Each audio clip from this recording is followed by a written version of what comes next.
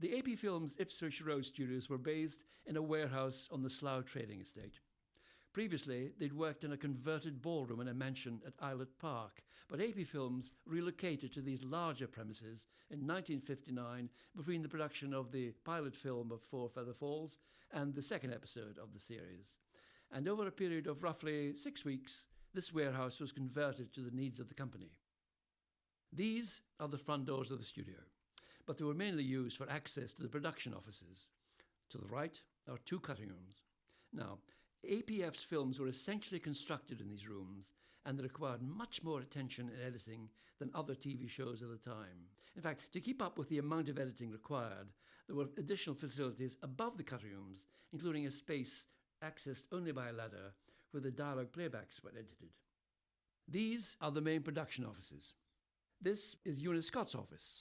Now, Eunice Scott became Jerry's secretary during the production of Supercar, and she remained with the company for many years. From here, a door opens into Jerry and Sylvia Anderson's office. These offices were made out of hardboard partitions and were extremely cramped. Although the premises were larger than at Islet Park, space still remained an issue. Next to Jerry and Sylvia's office was another room, which eventually became David Elliott's workplace when he was made production supervisor on Series 2 of Supercar. A door from this office led into the viewing theatre. This would be where the material filmed the previous day, what's known as the rushes, would be viewed to check that there were no problems. Outside the theatre was a corridor that connected the south end of the building with the north end. To the left was the projection room. This room contained a 35mm projector which could either point into the viewing theatre and show the rushes, or it could rotate 90 degrees and project images onto the back projection screen on the puppet stage. The back projection setup involved the use of a tunnel. Because the studio was not large, it was not possible to get the projector far enough away from the BP screen in order to create a large enough image, so a tunnel was constructed with a 90-degree corner in it. And in this corner there was a mirror, and when the beam from the projector hit the mirror, it was diverted onto the BP screen. The room where the back projection tunnel was housed had originally been home to Sound Effects Limited, the sound effects company owned by Jerry Anderson and David Elliott. Later, this office was converted into a special effects stage for Derek Meddings when he joined the team. The back projection screen on the puppet stage was equipped with a small mobile bridge made of Dexion, and from here, all the shots involving back projection could be filmed, as well as any small-scale second unit filming. Underwater shots could also be filmed here and on the main stage too, with the aid of a specially constructed fish tank. Now, this fish tank was very narrow, meaning that if it was placed between the camera and the action, the final result looked like it had been filmed underwater. In actual fact, our models and puppets hardly ever came into contact with water. Further down the studio, we come to the main bridge. This was permanently fixed to the ceiling of the studio, and like the small bridge, was also constructed of Dexion. It was about 25 feet long, and the puppeteers could operate their puppets from here, 6 feet above the studio floor. And there were attachments to the bridge, rather like scaffolds, from which the puppeteers could suspend their marionettes between takes. Beneath the bridge, the sets rested on raised platforms, rostrums made of Dexion, and these were mobile, so they could be wheeled in and out as required. At the far end of the studio was a specially built booth. It was raised off the floor to allow a clear view across the studio. This room was the art department.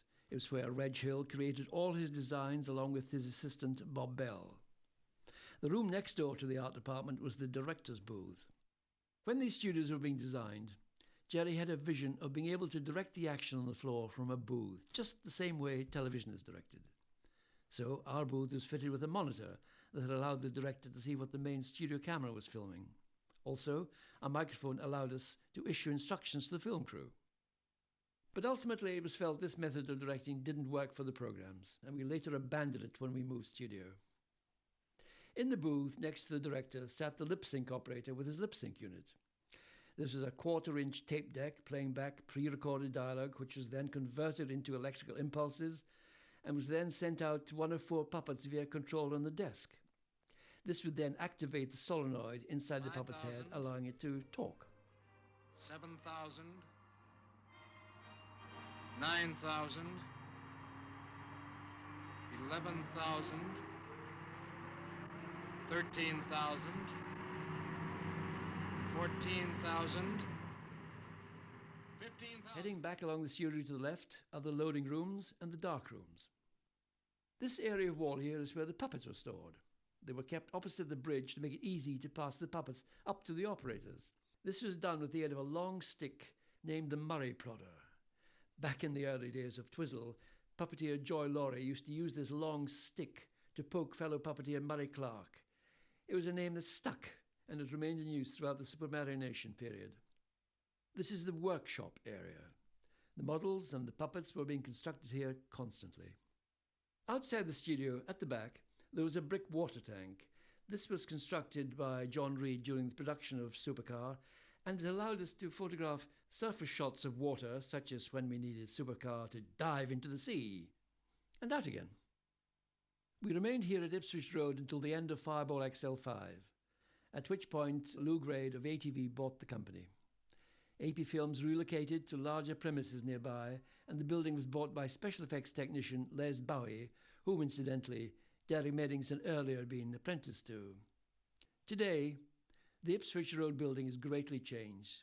It's now a commercial tire fitters facility, and all the traces of its magical past have gone.